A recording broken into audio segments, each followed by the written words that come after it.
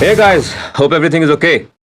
So, today I have with me another very talented guitar player, a vocalist, lyricist, an activist. He's from across the border, from India, based in Mumbai. I got introduced to him through, one of our members, Akshay Chaudhary, and it's awesome to know him.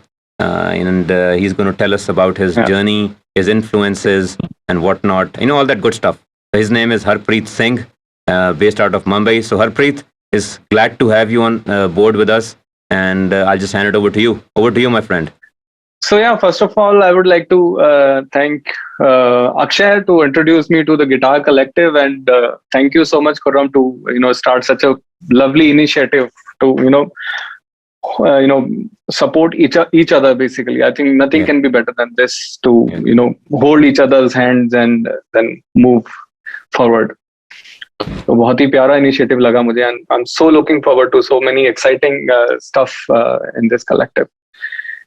सो मेरी journey जहां तक की बात है, I started in around 99 और 2000 के आसपास मैंने शुरू किया था गिटार बजाना. मेरा कजन गिटार बजाता था, उसने सीखना शुरू किया था और मैंने वहीं से पकड़ के हल्का हल्का सा घर पर ही वो क्लास लेने जाता था. मैं जब फ्री होता था घर पे तो मैं बजाता था उसको. तो that's how it all started. वो उसका तो छूट गया पर मेरे साथ रह गया गिटार पे.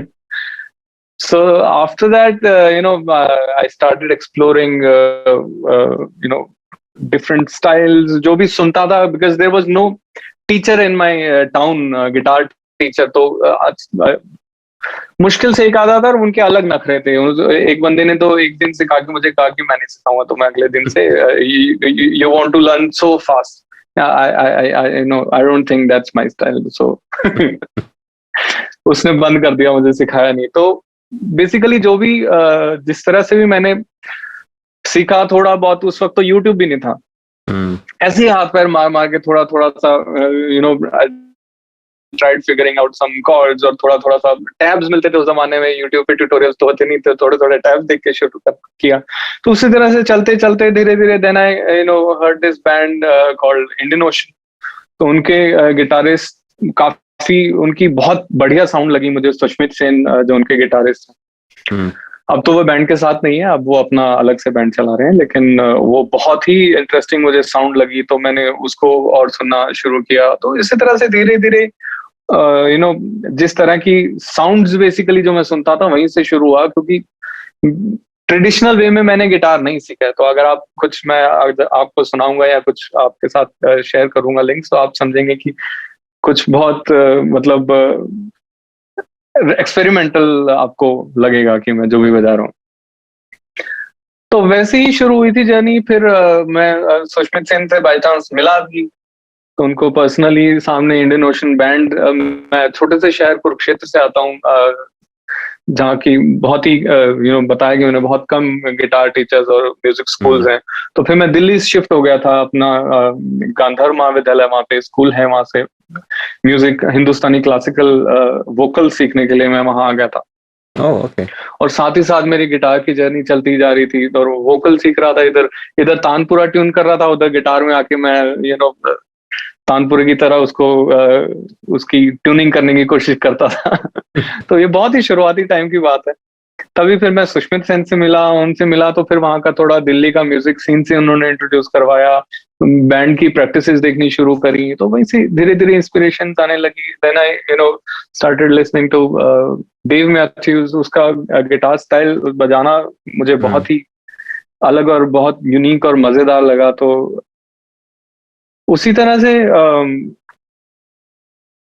बेसिकली यही जर्नी है कि जो भी मैं सुनता रहा उसको मैं अपना गिटार में इम्प्लीमेंट करने की कोशिश करता रहा. और उसके साथ ऑफ कोर्स अपनी राइटिंग और सिंगिंग तो चल ही रही थी. तो that's basically more of my journey. फिर मैंने धीरे धीरे पोएट्री उठानी शुरू करी, फिर उसके साथ गिटार अरेंजमेंट्स करने शुरू करे, उनके ऊपर कॉम्पोजिशन की. तो दैट्स माय जर्नी बेसिकली. तो आई come up with a riff and then I write melody on top. So yeah. Awesome. तो हरप्रीत भाई, आप अभी अपने म्यूजिक का बताएं. What are you doing these days? कोई आप गाना and then also, albums. Have you released albums? Have you released material? And then, I believe you were telling me you're doing music for independent films as well. Let's talk about that also. Then what are you again? What have you Yeah, yeah. released? What what projects you have done, and then what do we expect in the coming days? Sure. So in 2014, I released my single from this album called Ajab Ishq Mati Da. उस album का पहला गाना अजनबी मैंने 14 में release किया था, फिर 2015 में पूरी एल्बम रिलीज की थी। मैंने नाम आपको बताया ही अभी, अजब इश्क माटी दा। हम्म। तो वो आप चाहे तो सुन सकते हैं कहीं पे भी, और सभी डिजिटल स्टोर्स पे तो है ही। उसके बाद कुछ कुछ सिंगल्स मैं रिलीज करता रहा, और चलते चलते फिर एक दिन एक जगह दिवाकर बनर्जी ने मुझे सुना। दिवाकर बनर्जी यहाँ के बड़े डायरेक्टर और बॉलीवुड के बड़े डायरेक्टर और अब तो प्रोड्यूसर भी हैं काफी वक्त से। तो वो एक फिल्म प्रोड्यूस कर रहे थे जिसका नाम था तितली। तो उसके लिए उनको मेरा गाना पसंद आ गया जिसका नाम था कुत्ते।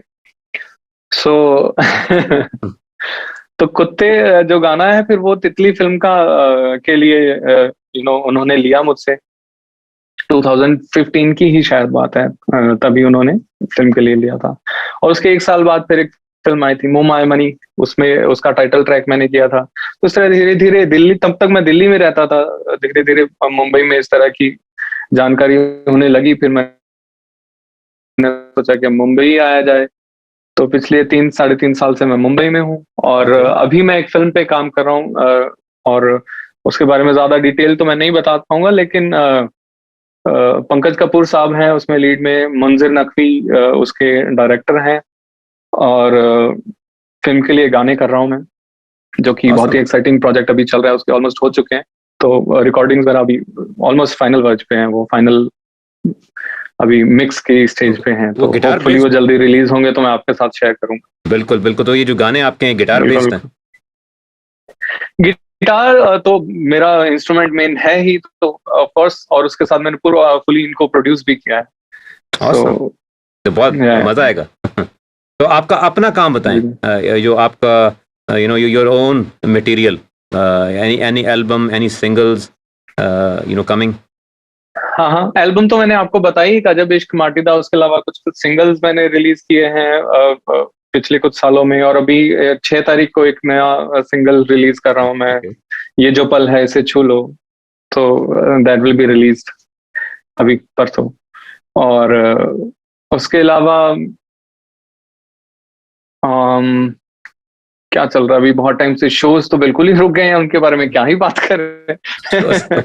जितना मैंने 2020 में पूरा ट्रेवल किया, शोज तो बंद पड़े हुए हैं। अच्छा, नहीं, वो जो आप अपनी बात करते हैं ना, ये जो आप जो पोइट्री कॉन्फ्रेंसेज और लिरिक कॉन्फ्रेंसेज, उसका भी I think it will be good for everyone to know about that. जी, I've been working a lot in poetry and basically literature, Hindi, Punjabi and Urdu. तो बाबा बुल्ले शाह का मैंने काफी कंपोज किया है। उसके बाद शाह हुसैन और फैज अहमद फैज साहब, और कुछ हिंदी कवि जैसे सूर्यकांत त्रिपाठी निराला, काफी उनको काफी पॉपुलर है हिंदी में वो मॉडर्न स्टाइल में। तो उनको कंपोज किया है। बेसिकली पोइट्री में बहुत उनको मैंने म्यूजिक दिया है, उनको संगीत में ढाला है। बहुत अच्छा, तो बहुत अच्छा, जबरदस्त। उसकी जिसकी वजह से काफी ज्यादा लिटरेचर फेस्टिवल्स और म्यूजिक फेस्टिवल्स में मैंने परफॉर्म किया है पिछले काफी सालों में, 6-7 सालों में। जी, इनफैक्ट 10 साल। पहला लिटरेचर फेस्टिवल मैंने 2011 में किया था, जयपुर लिटरेचर फेस्टिवल। हाँ, आई एम श्योर आपने नाम तो सुना ही होगा। बिल्कुल, one of the biggest literature festival. नहीं, ऑसम ऑसम हरप्रीत भाई। तो अब ये कि it's again what I would say is as a pleasure to have you on board. I've heard some of the stuff. I mean, the way that you approach the acoustic guitar, that finger pick thing that you do. Yeah. I mean, this is very. I think it's very unique.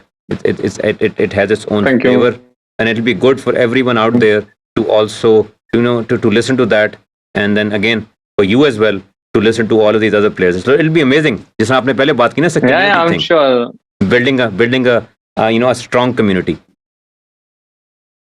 And music is all about coming together, jamming together, and jamming से तो क्या क्या निकल के आता है उसका तो कोई अंत है ही नहीं. So I'm really looking forward to this. Amazing. Thank you so much. Thank you to start this whole thing.